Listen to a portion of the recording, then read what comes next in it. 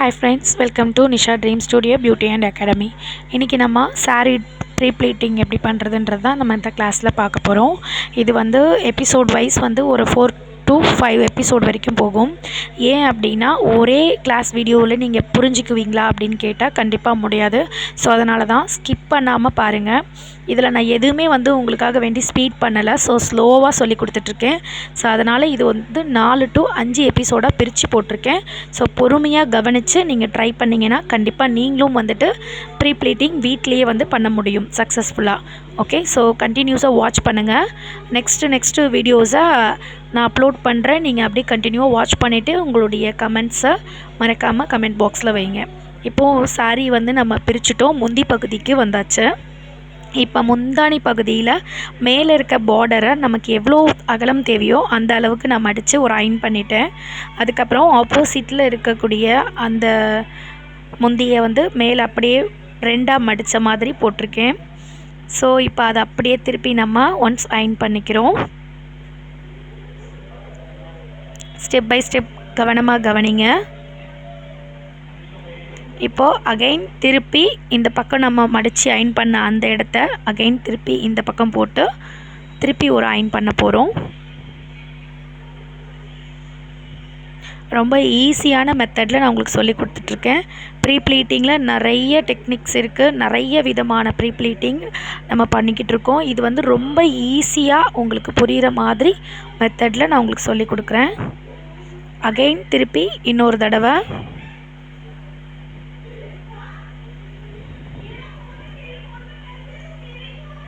இப்போது அந்த இடத்த நல்லா ப்ரெஸ் பண்ண மாதிரி நம்ம வந்துட்டு அயன் பண்ணிக்கிட்டோம். இப்போ இதை பிரிச்சுட்டு ஃபஸ்ட்டு நம்ம அயன் பண்ணுறதுக்கு ஒரு மடிப்பு எடுத்தோம்ல, முந்தானையினோட பெரிய மடிப்பு, அந்த மடிப்பை நம்ம விரித்து விட்டுறலாம். அதுக்கப்புறம் இப்போ நம்ம மடிச்சிருக்கிறத அப்படியே மொத்தமாக சேர்த்து 2ஆக ஃபோல்ட் பண்ண போகிறோம். பாருங்கள், இந்த அளவுக்கு மொத்தம் 9 உங்களுக்கு வரும். 9 வந்து ஃப்ளீட்ஸ் வரும் உங்களுக்கு. இப்போ அதை மொத்தமாக சேர்த்து வச்சு ஒரு அயன் பண்ணிக்கிறேன். இதுக்கு கம்பல்சரி நல்ல ஒரு அயன் பாக்ஸ் தேவைப்படும். நீங்கள் வீட்டில் வந்து நார்மலான அயன் பாக்ஸ் வச்சுருக்கீங்க அப்படின்னா அதை வந்து நீங்கள் ப்ரொஃபஷ்னலாக பண்ணணும் பொழுது பிராண்டடானது வாங்கிக்கோங்க. இப்போ நான் யூஸ் பண்ணிகிட்ருக்கிறது பிலிப்ஸில் இருக்கக்கூடிய இப்போ வந்த நியூ பிராண்ட் அயன் பாக்ஸ் தான் நான் யூஸ் பண்ணிகிட்ருக்கிறது.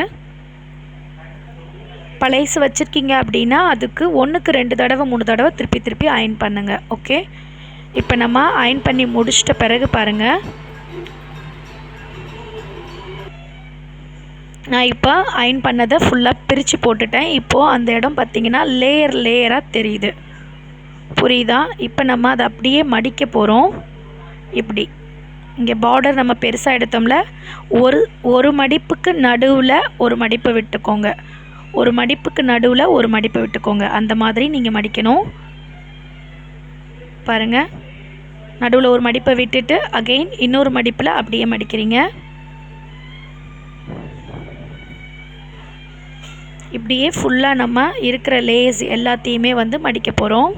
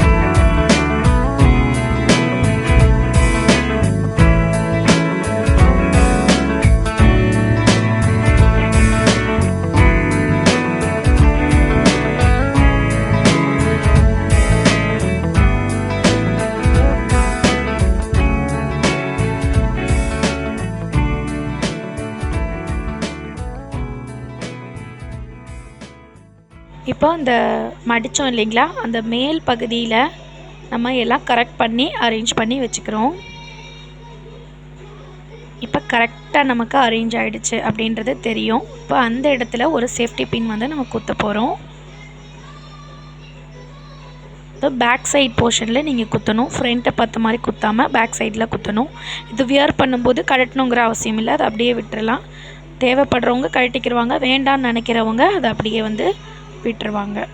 ஸோ இப்படி நம்ம குத்திடுறோம். ஓகேவா? இப்போ பர்ஃபெக்டாக ரெடி ஆகிடுச்சு பார்த்தீங்களா? இப்போ இதை அப்படியே ரிவேஸில் திருப்பி போட்டுக்கோங்க. இப்போது கீழே இந்த முந்தானை பகுதியை நம்ம ஃப்ரண்ட்டில் இருக்கக்கூடிய இந்த செஸ்ட்டினுடைய இதை வந்து நம்ம கரெக்ஷன் கொடுக்க போகிறோம். அது எப்படி கொடுக்கறது அப்படின்னா, நம்ம ஃபஸ்ட்டு அயன் பண்ணி எடுத்துட்டோம் இல்லையா, அந்த மேல் பகுதியை இழுத்து பிடிச்ச மாதிரி மேல் நோக்கி வச்சுட்டு கீழே உள்ள அந்த செஸ்ட் பகுதியை நம்ம இப்போ அரேஞ்ச் பண்ண போகிறோம். அதுக்கு முன்னாடி நம்ம அந்த பின்பக்கமாக நம்ம விடக்கூடிய அந்த முந்தானை பகுதிகளை நல்லா அழுத்தமாக ஒரு அயன் மட்டும் கொடுத்துக்கலாம். எந்த அளவுக்கு நமக்கு நீளம் தேவையோ அந்த அளவுக்கு நமக்கு வந்து விட்டு அந்த மடிப்பு கலையாமல் அதை நீங்கள் அயன் பண்ணிக்கோங்க. இப்போ அதுக்கான மெஷர்மெண்ட் எப்படி எடுக்கிறதுன்னு நானே உங்களுக்கு மேலே போட்டு மெஷர்மெண்ட் எப்படின்றத காட்டுறேன் பாருங்கள். இந்த மடிப்பு வந்து கலையாமல் ஃபஸ்ட்டு நீங்கள் கரெக்ஷன் பண்ணிக்கோங்க.